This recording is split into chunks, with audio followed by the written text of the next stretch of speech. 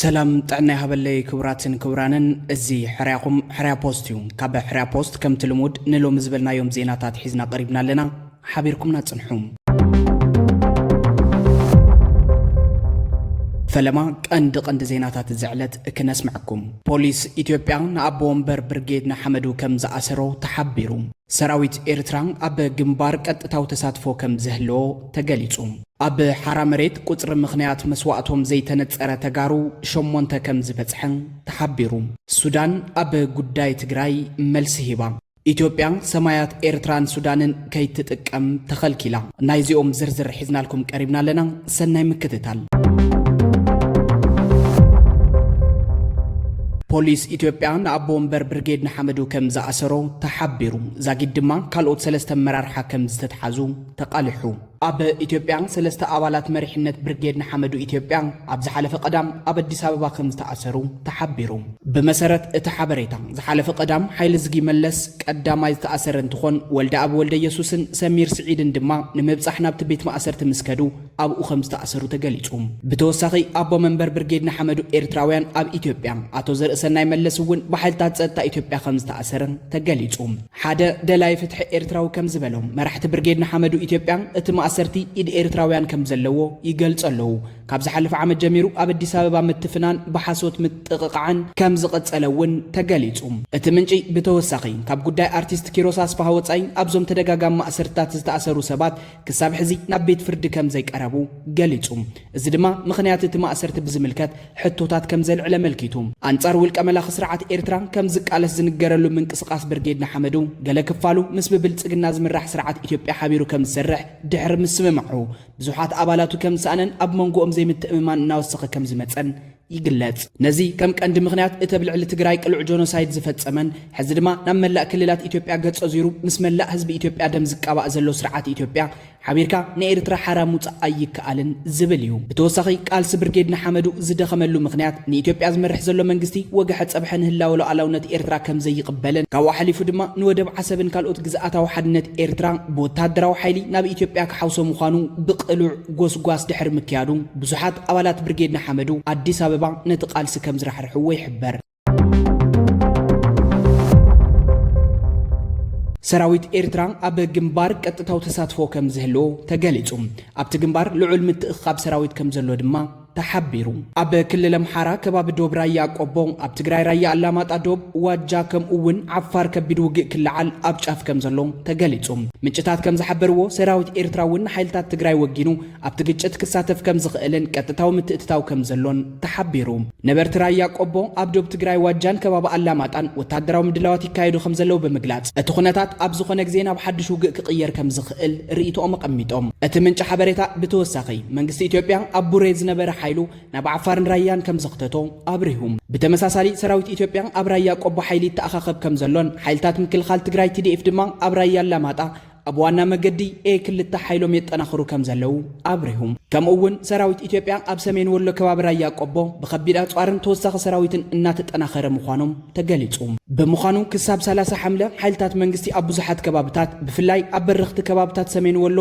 ናብ ራያ ቆቦ ሰራዊትን ከቢድ ኣጽዋርን እናንቀሳቐሱ ከም ዘለው ይግለጽ ብተመሳሳሊ ሓይልታት ትግራይ TDF ኣብ ራያ አላማጣ ብተወሳኺ ሰራዊትን ከበድቲ ኣጽዋርን ቦታታት የጠናኽሩ ከም ዘለው ተገሊጹ ሕዚ ክልቲኦም ወገናት ኣብ ዶብ ራያ ቆቦን ራያ አላማጣን ብበዝሒ ሰራዊት ኣሰሊፎም ይርከቡ እዚ ድማ ኣብ ከባቢ ራያ ዘሎ ወታደራዊ ወጥሪ ኣዝዩ ከም ዝወሰኸ ይሕበር ኣብዚ ሕዚ እዋን ኣብ ቁፅፅር TDF ዘለው ከባቢታት ራያ ከምኡውን ኣብ ከተማ ቆቦን ወረዳ ራያ ቆቦን ሓዱሽ ዓብይ ውግእ ክልዓል ይኽእል ዝብል ሻቅሎት ነበርቲ ከም ዝወሰኸ ይግለጽ ኣብ ሓራ መሬት ቁጥሪ ምኽንያት መስዋዕቶም ዘይተነጸረ ተጋሩ ሸሞንተ ከም ዝበጽሐት ሓቢሩ ኣብ ትግራይ ብሰንኪ ኣብ መሪሕነት ትግራይ ዝተፈጠረ ፍልልይ ናብ ክልል ዓፋር ብምኻድ ብሓገዝ መንግስቲ ፌደራል ዕጥቃዊ ቃልሲ ከም ዝጀመረ ዝንገረሉ ዕጡቕ ሓይሊ ሰላም ትግራይ ቁጥሪ ምኽንያት መስዋዕቶም ብንጹር ዘይተፈለጡ ኣባላቱ 6 ከም ዝሓለፈ ምንጭታትና ሓቢሮም ኣብ ክልል ዓፋር ኣባል ዕጡቕ ሓራ መሬት ተጋዳላይ ጽጋቡ ኣብርሃ ገብረ ሚካኤል ብሃንደበታዊ ሓደጋ ህይወቱ ከም ዝሰኣነ ድማ ተገሊጹሎም እቲ ብሃንደበታዊ ሓደጋ መኪና ህይወቱ ከም ዝሰኣነ ዝተሓበረን ተጋዳላይ ጽጋቡ ኣብቲ ዕጡቕ ሓይሊ ኣባል ክፍለ ሰራዊት ኣሞራ ግንባር ክልተ ኮይኑና ሰርሐ ከም ዝተሰውአ ተሓቢሩ ብተመሳሳሊ እትዕጡቕ ሓይሊ ተጋዳላይ ስነ ጥበባዊ ሓዱሽ ግርማይ በሃንደበታዊ ሕማም 30 ሰነ 2018 ዓመተ ምህረት ህይወቱ ከም ዝሰኣነ ምግላጹ ይፍለጥ ከምኡውን ኣብ ዝሓለፈ ወርሒ ጉንበት ነባር ተጋዳላይ ኣምባቸው ስይም ኣቦ ገረብራይ ዓዘቦ ተጋዳላይ ጥጋቡ ካሳ ተጋዳላይ ጻድቕ አየነው በሃንደበታዊ ሕማም ህይወቶም ከም ዝሓለፈ እትዕጡቕ ሓይሊ ኣቃሊሑ ነይሩ ብተመሳሳሊ ኣብ ግንባር ምዕራብ ኣብ ትብሻለቃ ሓዱሽ ዝምራሕ ዕጡቕ ሓይሊ ኣባላት ዝነበሩ ተጋዳላይ ጽቡቀይ ገብረ ህይወት ተጋዳላይ ፍጹምን ተጋዳላይ ንጉስን ዝተባሃሉ ሰለስተ መናእሰይ ካብቲ ብቲፒኤፍ ዝፍለጥ ዕጡቕ ሓይሊ ኣምሊጥኩም ናብ ገዛኹም ክትከዱ ሓሲብኩም ተባሂሎም ኣብ ጸለምቲ ከባቢ ማይ ወይኒ ከም ዝተቐተሉ ይሕበር እቶም በሃንደበታዊ ሕማምን ሓደጋን ተባሂሎም ኣብ ውሽጢ ሰለስተ ዋርሒ ዝተሰውኡ ተጋደልቲ ንትግራይ ከቢድ ክሳራ ከም ዝኾነን ኣብ ንጹርነት መስዋዕቶም ብዙሓት ሕቶ ከልዕሉ ተገዲዶም ኣለዉ ኣብ ግንባር ደቡብ ከባቢ መጋለ ካብ ዝንቀሳቐሱ ዕጡቓት ቲፒኤፍ እውን ምስ ትግራይ ዘሎ ሓይሊ ሓበሬታ ትቀያየሩ ኢኹም ሰራዊት ክትለዓዕሉ ፈቲንኩም ተባሂሎም ብኣዛዚ እቲ ዕጡቕ ገብረ ገርግስ ዒንዳይ ኣብ ጊዜያዊ ወተሃደራዊ ቤት ማእሰርቲ ክጸንሑ ከም ዝተወሰነ ምጽብጻብና ይዝከር ሱዳን ኣብ ጉዳይ ትግራይ መልሲ ሂባ እቲ ዝተዘርግሐ ሓበሬታ ሕሶቱ ክትብል ድማ ነጺጋቶላ ናብ ዝርዝሩ ክነብል ሱዳን ክሳብ ሕዚ ካብ ትግራይ ዝኣተው ስደተኛታት የለውን ክትብል ብመገዲ ኮሚሽን ስደተኛታት ኣፍሊጣ ኮሚሽን ስደተኛታት ሱዳን ክሳብ ትማሊ ኣብ መንጎ ፌደራላዊ መንግስቲ ኢትዮጵያን ሓይልታት ምክልኻል ትግራይን ዝተኻየደ ግርጭት ስዒቡ ናብ ሱዳን ዝኣተው ኢትዮጵያዊ ስደተኛ ከም ዘየለ ንትካል ረድኤት ሕብራት ሃገራት ኣብ ዝሃቦ መብርሂ ኣፍሊጡ እቲ ትካል ስደተኛታት ወሲኹ ነቲ ግርጭት ስዒቡ ብኣማኢት ዝቁጸሩ ሰባት ናብ ሱዳን ከም ዝኣተው ኤጀንሲ ዜና ፈረንሳይ ጸብጺቡ ነይሩ እንተኾነ ዝኣተወ ሓዱሽ ስደተኛ የለን ክብል ነጺጉዎ ኣሎ ይኹን እምበር እቲ ግርጭት እንተቐጺሉ ብዙሓት ስደተኛታት ናብ ሱዳን ክኣቱ ከም ዝኽእሉ እቲ ኮሚሽን ስግኣቱ ገሊጹ ብተወሳኺ ትካላት ሰብኣዊ ረድኤት ንከምዚ ዝኣመሰለ ኩነታት ቅድሚ እዋኑ ክዳለዉ እቲ ትካል ጸዊዑ ኣሎ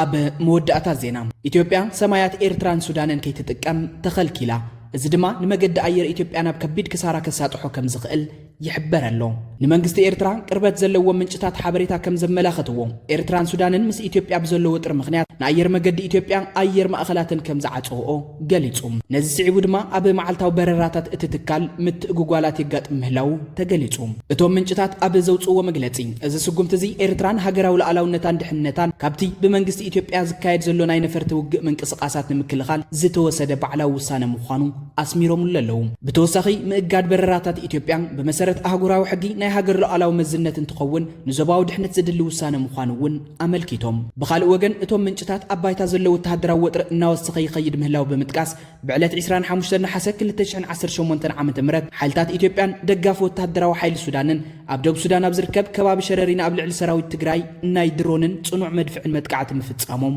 ኣፍሊጦም ክሳብ ሕዚ ካብ ወገን መንግስቲ ኢትዮጵያ ኣየር መንገዲ ኢትዮጵያ ወይ ድማ ካልኦት ኣካላት ብዛዕባ እዚ ዝወጽእ ሓበሬታ ዝተውሃበ ወግዓዊ ምላሽ ወይ ድማ ዝተውሃበ መግለጺ የለን ዝኸበርኩም ኣድመጽትን ተኸታተልትን ሕርያ ፖስት ንሎሚ ዝበልናዮም ዜናታት ኣብዚ ኸንቢትና ኣለና ቀጻሊ ብኻልኦት ዜናታት ክሳብ እንራኸብ ሰላም